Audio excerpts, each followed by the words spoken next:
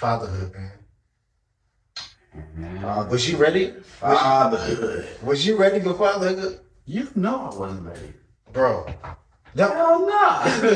So, I thought I was ready.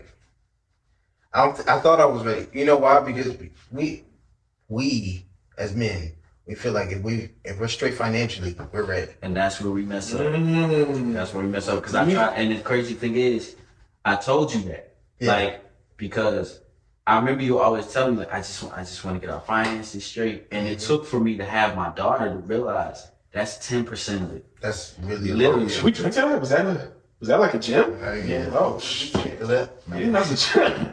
Whoa. You drink my apple juice. But yeah, man, it took for me to have, because when we got pregnant with Harmony, first thing I said to myself was, I gotta get my bag up. You know what I'm saying? I gotta do this, I gotta do that. Pressure. You know, right. But it's not that. It's time. It's time. You know what I'm saying? Like, how much time do you have? How can you set aside the time to be there for your child? Money is not the biggest thing, because at the end of the day, you can, first of all, here's a gem for everybody that's about to have kids. You know what I'm saying? Yeah. Buy diapers either weekly, bi-weekly, or monthly. However you want to do it, whatever your budget, however your budget works for you. Before you have your child, buy diapers. I don't know. I did it consistent with buying diapers. I did it weekly. Because what happens is, if you don't open the box, you can take it back and exchange it for a different size. You know what I'm saying? Gyms. And the same thing with wipes. Because what I did was, I bought diapers and wipes once a week. Diapers are about $25 for, like the super pack. Wipes are about $15 for about 542 wipes. I bought one each week. When we had Harmony, I didn't have to buy diapers or wipes for like a year, because I just stacked up on it. You know what I'm saying? And then the other thing was, my wife breastfed, so I didn't have to pay for formula. Yeah, but it's a blessing. But it wasn't the money. It was the time and the mental. You know what I'm saying? Because what I realized is, especially in that first 6 months, that shit is a lot, bro. Like, if you ever had a puppy, times that shit by 15. Like, real talk. And I'm talking about the first stages of the puppy. Barking all night, going to the bathroom in the house, all that shit. Times it by 15. That is a baby. That is a baby. And it's not granted. You do need to have money because you have a child. I'm not saying you don't have to have money, but that needs to be the least of your worries. Really? Yes. Like, you really need to be. But let me ask you a question. Did it get to that place once the baby came, or did you figure that out before? What, that we wasn't ready? No, that money wasn't. I didn't figure that out until after we had Harmony. Yeah, until after we had Kaden, I didn't realize, like, money was the smallest portion of what I did. Man. Yeah. It's just like, put it this way. This is a perfect example. For you, right? Okay. When you go on tour, is your musical ability one of the most important things? Yes. Really? Yeah, you got. What do you mean? No, I've heard when you go on tour, I've heard that your musical ability is obviously important, but it's not one of the most important things. Yeah, it's your characteristics. Right. You know what I'm saying? Your personality. Because yes, you can play, but that's like 20% of it. Yeah. What is it like to live with you? Because essentially, we're going on tour. Every day. I have to live with you. Yeah. You know what I'm saying? It's the same thing. Like, yes, you would think that money is the most important thing, but it's not. It is very important, and you have to have it. Just like going on tour. Your musical ability is very important. Yeah, it's small. And you have to have it, but it's minimal. Small. Because the other thing is, do you stink? I gotta live with you. You know what I'm saying? What's your personality like? What's your hygiene like? What's your eating habits like? Yeah. Do you smoke too much? Do you not drink enough? Like, all that stuff matters. And it's the same thing with a baby. Like, what is my time like? Where's my mental state? What is our schedule like right now? Like, all that stuff matters because postpartum is a whole different Wait, so ballgame. so men have postpartum? Yes. 100%. Yes. Y'all have postpartum? 100%. Whoa. Yes, they do. Yeah, bro. I mean, we doing a whole podcast on that, but yes. It's real. Yes, they What do. is the worst? What is the worst thing that you dealt with? Well, I guess you. What's the worst thing that you dealt with? Postpartum. Patience, bro. Like, I'm an impatient person. That's postpartum. What? Think about Patience is this. postpartum. Think, bro. That's the. To a certain extent. When To a certain extent.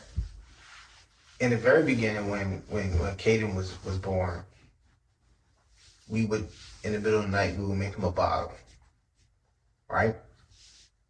You're not ready for. You never sleep the same. Mm-hmm. You'll never get the same amount of sleep ever again. So Yeah. if I gotta wake up 2 a.m. and I gotta pop up to make a bottle, I noticed that I was popping up and I was angry. I was so angry to the point where I'm losing sight of, man, who are you doing this for? You have a whole child that you brought into this world that's innocent. Mm. You know what I'm saying? And when he says angry, he means angry, bro. Like it's literally You are mad. We're mad. Yes, bro. And you don't want to exude that to your child, though. Mm. You know what I'm saying? You're dealing with stuff mentally. Like, yes, your whole life is turned up too. Mm. You know, they ain't asked to be here.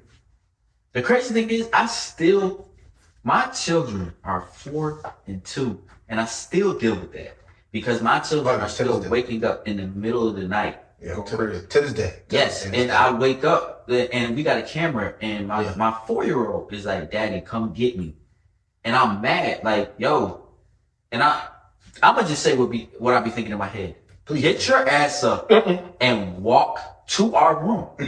I'm not coming to get you. Now I'm frustrated.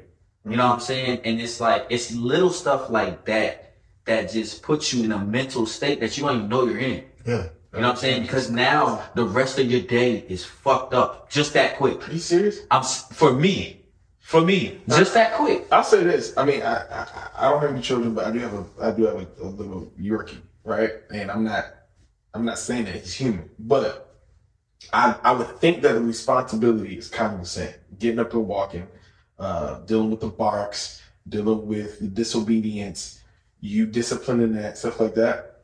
I have a problem with that. Like, he pisses me off. Mm-hmm. And then certain days I'm like, oh, come here, little pretty, this is my dog. But other days I'm like, get the fuck. I don't feel like walking you today. Mm-hmm. I don't feel like walking you today. Christina, you go walk her. And then she'll say, are you gonna act like this with our child? I'm like, no, this is an animal. She's like, no. Time out. You're 100% gonna act like that with your child. Sorry, I gotta fix it. Exactly. It's about like, catching it. I have understanding where you are. I literally have no patience for that nigga. Like I don't. So think about it. Like I said, That's funny. this is an animal. You're talking about your flesh and blood, and it's on times 10, Alex. I'm not playing with you. Like times 10. I'm serious, bro. Like and this is where, postpartum kind of taps in, because now you're in an emotional state that you can't get out of. You're there now. Like, just a small thing, like, I don't want to go get them tonight. You go get them. The whole rest of your day is messed up because now you're up at 3:30 in the morning. You're trying to go back to sleep, but you can't. And now you got to get up and work. You got to do work. And it's hard for us because we as musicians have to keep our composure. You know what I'm saying? And I deal with this in the church. You feel me? Like anything is traumatic when you're dealing with change. Yeah. And when we talk about your life changing, your life will never be the same. You won't be the same person. Nah. So think about that happening abruptly. Like, today you are who you are, and tomorrow it's all changed. You know what I'm saying? Like, that's going to make anybody react, or respond a certain way that may not be suitable. So it's real. But I mean, so are you ready? Do you feel like you're ready for fatherhood? I think it's like marriage. I think, when people say you can't prepare for marriage, you just have to go through it. Yeah. I feel like that's what it is with a I was child. just about to say that. I feel like I don't have a child. Even other people's children, I don't know how to have that effect because I don't have my own. You know what I'm saying? I was like that. Yeah, so when I see y'all, I'm like, damn, I wonder what that feels like. Bro, It's cool. it's a feeling that Like, Jesus. listen. Jesus Christ, Corey. Listen, bro. Listen. Because, like, one thing I try to explain to people, because it's so easy to catch baby fever when you can give them back. yeah.